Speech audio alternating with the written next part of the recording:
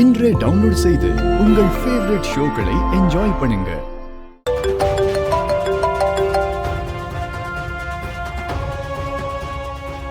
ஏகாம்பரம் எதுக்கு ஃபோன் பண்றாரு?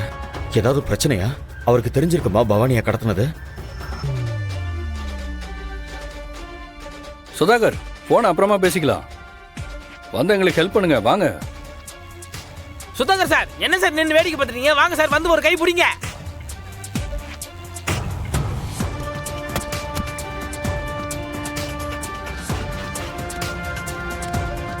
வாங்க சார், வந்து பிடிங்க சார்.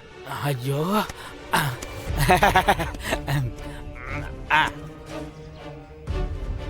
என்னாச்சுங்க? பவானி, போனை சுதாகர் கட் பண்றான்.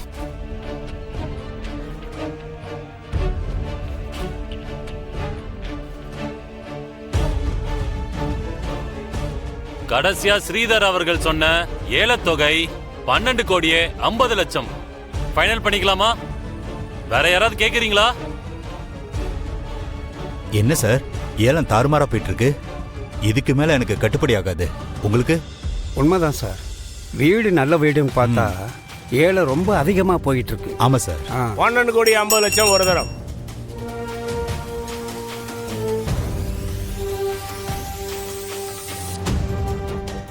12 கோடி 50 லட்சம் ரெண்டு தரம். 12 கோடி 50 லட்சம். 13 கோடியே ஒரு ரூபாய்.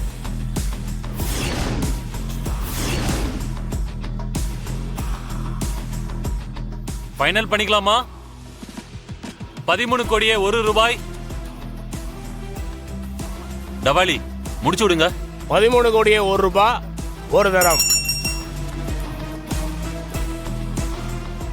13 கோடியே 1 ரூபாய் ரெண்டு தரம். 13 கோடியே 1 ரூபாய் 3 தரம்.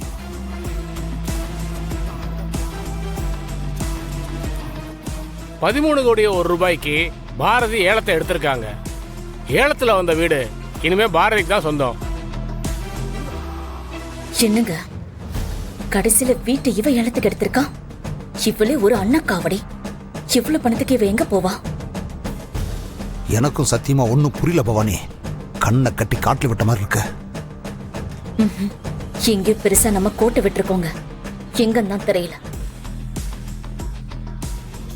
அண்ணே, நீங்க புறப்படுங்க.